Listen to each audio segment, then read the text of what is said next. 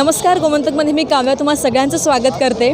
इफ्फीमध्ये चित्रपट पाहण्यासाठी दूरवरून प्रेक्षक इथे येत असतात दरवर्षी आणि अशाच काही प्रेक्षकांशी आता आपण गप्पा मारणार आहोत। काही प्रेक्षक तर असे असतात जे वर्षानुवर्ष इफ्फी न चुकवता दरवर्षी इफ्फीमध्ये सहभागी होत असतात।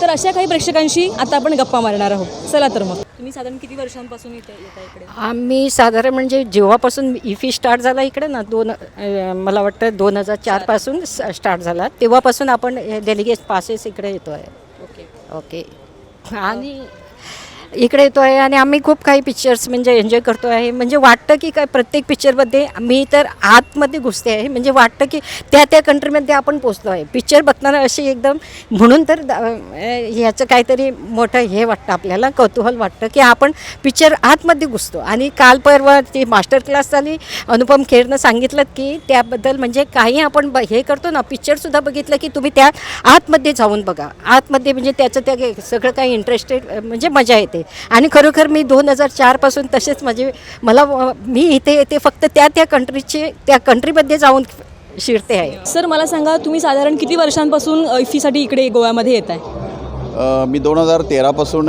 इफ्फी अटेंड करतो आहे आणि गेली जवळजवळ 8 ते 9 वर्षे मी सतत इफ्फीला येतो।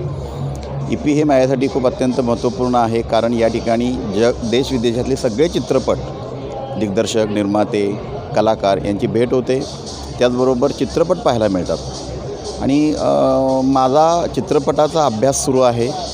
मी चित्रपट माध्यमावरच PhD पूर्ण केलेली आहे आणि चित्रपटाचा एक अभ्यासक, चित्रपटाचा एक विद्यार्थी म्हणून मला इफ्फी हे अत्यंत युजफुल वाटते।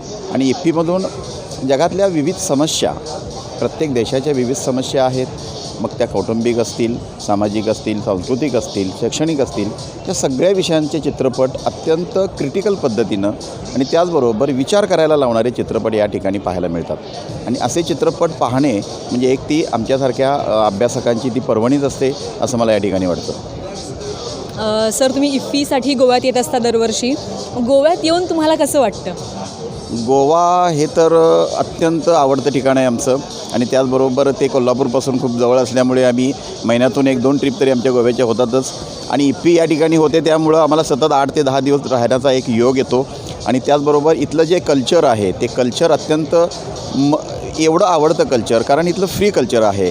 त्याचबरोबर इथली लिटरेसी चांगली आहे, इथलं गुड मॅनर्स चांगले आहेत आणि खरोखरच चांगल्या पद्धतीची एक डिसिप्लिन गोव्यामध्ये पाहायला मिळते। आणि इतर शहरामध्ये सुद्धा अशा पद्धतीची डिसिप्लिन व्हावी असं मला या ठिकाणी वाटतं, गोवा बघून वाटतं। गोवा हे अत्यंत महत्त्वाचं माझं इथं ग्रेट प्लेजर आहे मला या ठिकाणी मिळतं। लेकिन टिकटें इस बार ऑनलाइन जाकर बुक करनी मुश्किल है, टिकटें अवेलेबल ही नहीं है, डिफ़िकल्ट टू गेट टिकट। शायद मुझे आज की एक टिकट मिली है, कल की 1-2 मिली है, वेरी डिफ़िकल्ट। पता नहीं, लास्ट ईयर ये दिक्कत नहीं थी, इस साल टिकटें मिलना डिफ़िकल्ट है। क्योंकि आई थिंक मेरे ख्याल से क्योंकि ऑनलाइन बुकिंग हो रही है तो फिर लोग बुक कर लेते हैं, फिर ब्लॉक कर लेते हैं, जो भी कर लेते हैं अपने लिए, दोस्तों के लिए, पता नहीं क्या है। बट डेफिनेटली आई थिंक पहले बेटर था, आप यहाँ पर आए, लाइन हो उसकी दिक्कत नहीं है, टिकट मिल जाती थी। सर आप कितने सालों से इफ्फी में आ रहे हैं? 18 साल 2004 से, जब से शुरू हुआ है तब से। तो मुझे बताइए कि आपका एक्सपीरियंस कैसा रहा है अब तक का? बढ़िया, बहुत ही बढ़िया, मज़ा आता है। दुनिया भर की पिक्चरें यहाँ देखने मिलती है, तो इट्स अ गुड एक्सपीरियंस। मैं फिल्म मेकर भी हूँ, मैं राइटर भी हूँ, मैं प्रोड्यूसर भी हूँ, तो मेरे लिए तो और भी अच्छा है। मेरे लिए तो ये एक यूनिवर्सिटी है, तो या इट्स गुड एक्सपीरियंस डेफिनेटली।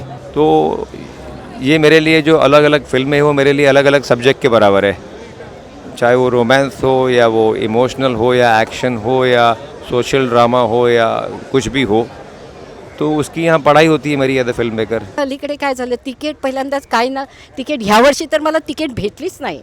कारण ना तिकीट पहिल्यांदा काय होतं की आपल्याला ते बुकलेट होते त्यांच्या, त्याप्रमाणे आपल्याला ते तिकीट्स, सपोज आम्हाला कशाला मी तिकीट काढले आहे आणि मला ते पिक्चर तिकीट हे आहे आवडत नाही, तर मी ते कॅन्सल करायला इथं चान्स होता। म्हणजे आपण ते त्याच काउंटरवर कॅन्सल करून आपण दुसरं कशाला म्हणून ते पिक्चर तिकीट वाया जायचं नव्हतं।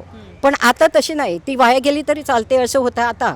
आणि ते बघितलं, कारण एक पहिल्यांदाच बुकिंग होतं 3 दिवसाचं, यावर्षी तर 3 दिवसाचं बुकिंग। सकाळी उठून 8 वाजता आम्ही बसतो, म्हणजे तिकीट घ्यायला, मी आणि माझा मुलगा तिकीट घ्यायला बसतो तर सगळे स्क्रीन फुल येतात। बताइए कि आप कितने सालों से यहाँ पे इफ्फी देखने के लिए आ रहे हैं? I am almost regular year, अभी 5th ईयर कंसेक्यूटिव आ रहा हूँ.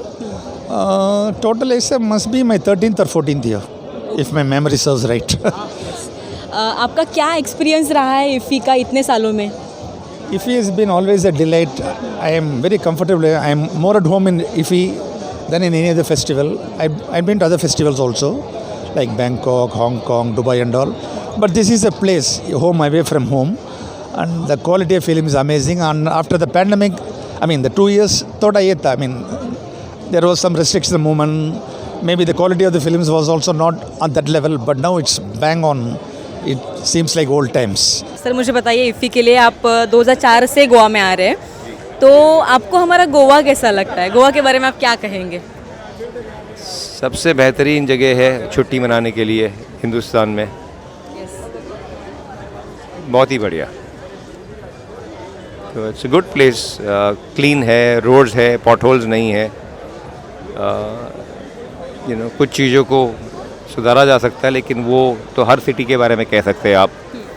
But by end large for a holiday बहुत ही बढ़िया जगह है छुट्टी मनाने के लिए.